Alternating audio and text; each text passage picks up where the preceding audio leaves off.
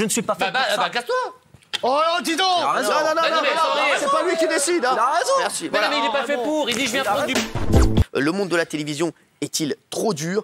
C'est vrai que là, ça s'enflamme. Valérie Benaïm. Juste répondre à Raymond. Qui disait quoi? Quand il disait à l'instant à Mathieu, le matin à 9h, quand tu prends une tôle d'audience ou au contraire un shoot de bonheur parce que ça fonctionne très bien, c'est une question d'ego. C'est pas simplement qu'une question d'ego, c'est que tu sais que ta carrière, elle se joue là. Elle en dépend. Elle en dépend. Bah oui. C'est-à-dire qu'au-delà du fait que oui, tu peux être gonflé d'orgueil en te disant formidable, regarde comme je fais des choses formidables, ou à l'inverse, te dire regarde comme je suis une merde, je suis incapable d'avoir une émission qui fonctionne.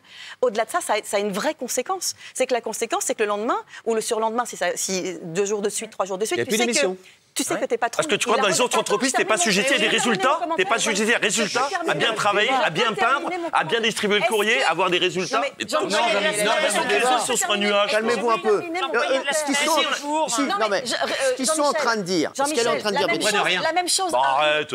Ça, c'est l'arrogance des animateurs. Excuse-moi. C'est l'arrogance de ceux qui n'ont rien fait. La même chose peut arriver à quelqu'un, mais dans une autre entreprise. Est-ce que j'ai dit. T'es en train de dire s'il y a des sanctions si on travaille mal. Dans les autres entreprises, t'as une sanction. C'est pas si on travaille mal. C'est si tout d'un coup, la personne, pour une X raison, est rejetée. Eh bien, quand pour X raison, les gens n'achètent pas la voiture que t'es censé vendre, t'es viré. C'est pareil. Ce que tu ne comprends pas, Jean-Mi, c'est que tu n'es libre de rien. Je vais te donner un exemple. Une fois, c'est arrivé à Benjamin aussi, tu fais un excès de vitesse sur l'autoroute. Je te promets que c'est vrai. À Énergie 12, ils sont venus me voir en me disant, je te préviens, un truc comme ça, pour la ménagère, ça veut dire le mec, il est animateur, il peut rouler vite parce qu'il se la pète. Pour nous, c'est très mauvais. Pour les publicitaires, et derrière, on peut te dégager. N'importe quelle personne normale dans une boîte, il fait un excès de vitesse, il fait un excès. Toi, tu le fais, derrière, tu peux perdre ton boulot. Je vais dire tu es jugé tout le temps sur un sondage, et à Énergie, ils faisaient 3 sondages par an. Mathieu. Un dans le Nord, un à Marseille. Mathieu. Ils en faisaient 3. Je vais te répondre. Ils regardaient les résultats. On a compris, on a compris. Comme t'as des CDD au mois. J'ai des CDD au mois. Mathieu, je vais te répondre que 9 fois sur 10, quand t'es animateur télé, tu te fais arrêter pour excès de vitesse, le gendarme te dit, en tout cas, j'aime bien l'émission, etc. C'est un témoignage. Arrête. Alors, fois, je me suis fait arrêter, les flics ont dit, excusez-moi. Les gendarmes, ne regardez pas ouf. Non, faut arrêter. Même quand tu te fais arrêter, t'as des avantages. Excuse-moi. Benjamin Castaldi.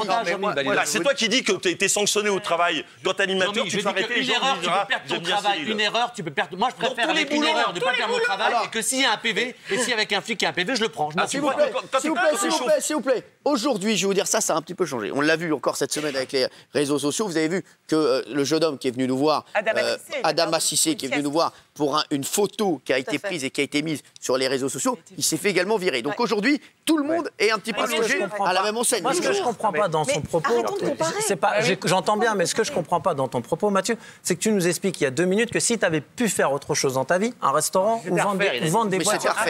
Attendez, écoute, qui dit j'écoute, mais je suis en train de le dire là. Il a dit il y a 2 minutes que si c'est à refaire, il ne le ferait pas. Ensuite, il nous dit qu'il a travaillé 6 ans chez Énergie 12, donc en CDI, avec un contrat. Non, avec des CDD au mois.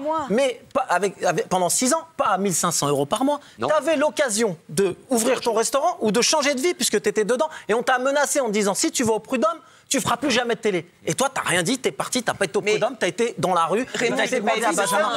Donc t'en veux de la lumière. Mais t'avais l'occasion de changer dans les choix de vie, dans les choix de métier, c'est pas si simple. Non, mais tu peux pas décréter, je vais faire quoi, je vais faire. Mais parce que c'est pas si simple. C'est simple. Non, c'est pas simple. Raymond, ça fait 30 ans que t'as un crédit. Toi, ça fait 30 ans que t'as un crédit, qu'il y a des gens dans ta famille, parfois t'as des enfants ou parfois ça peut être des parents que t'entretiens. Tout d'un coup, ta vie elle est plus si libre pour tout le monde. Donc à chaque fois que quelqu'un se fait virer, j'arrête tout, à chaque fois que quelqu'un se fait virer de son travail, il retourne à la télé forcément. Si demain, moi je me fais virer, mais non, ça n'a rien à voir, Raymond. Il n'est pas obligé de s'attacher à la télé. Raymond, quand tu auras fini de rembourser ton emprunt, et je te souhaite le plus vite possible. Non, mais peut-être dans quelques années, peut-être que toi, on te proposera une émission, peut-être que tu aimeras. Je la prendrai pas. Mais tu sais pas. Mais toi, tu es en train de dire aux gens en plus, moi je suis là pour mon emprunt, quand il sera remboursé, je me casserai. C'est bien pour le public. Bien sûr, tu sais ce que je fais moi. Je m'amuse ici. Je fais des remboursements anticipés. J'étais à 1100, je suis descendu à 900. Je réduis les années. Et peut-être même qu'au mois de juin, Bien sûr. Mais moi, vous me faites Alors, qui jette de Ça, l'eau. vous pouvez pas dire ça. C'est un manque de respect pour les téléspectateurs. C'est un manque de respect. Pour les chroniqueurs et pour les téléspectateurs. C'est un manque de respect. C'est ma vie, ça n'a rien à voir. Non, pas du tout. C'est un manque de respect. S'il vous plaît, laissez-moi finir. Laissez-moi lui parler. C'est un manque de respect pour les téléspectateurs qui se sont peut-être attachés à vous. Vous pouvez pas dire, voilà, moi j'ai pris mon oseille et je me barre. Non, c'est pas ce que je dis. On est d'accord, Cyril, c'est quoi cette façon de dire? Ça se fait pas. Quand j'aurai du pognon, je me casse. Non, d'abord, j'aurais pas autant de pognon. Je dis juste que je ne suis pas fait pour la télé. Je ne suis pas fait pour ça. Bah, casse-toi. Oh, dis donc. Non, c'est pas lui qui décide. Il a raison. Merci. Mais il n'est pas fait pour. Il dit je viens prendre du pognon. Bah non, il vient donner quelque chose. Faut être généreux à la télé. Il est fatigué. Il se réveille trop tôt. Honnêtement, vous me fatiguez tous, parce que ce que vous dites sur la télé... Bah, casse-toi aussi. Oh merde. Vous me fatiguez tous, Non, pardon, parce que ce que vous dites sur la télé est vrai. Et moi, ça fait des années que j'écoute des gens qui me parlent de leur malheur en télé et auxquels je compatis, honnêtement. Mais en revanche, j'imagine tous les gens qui nous écoutent, qui vivent un quotidien, mais épouvantable. Bien sûr, je suis assez d'accord. C'est le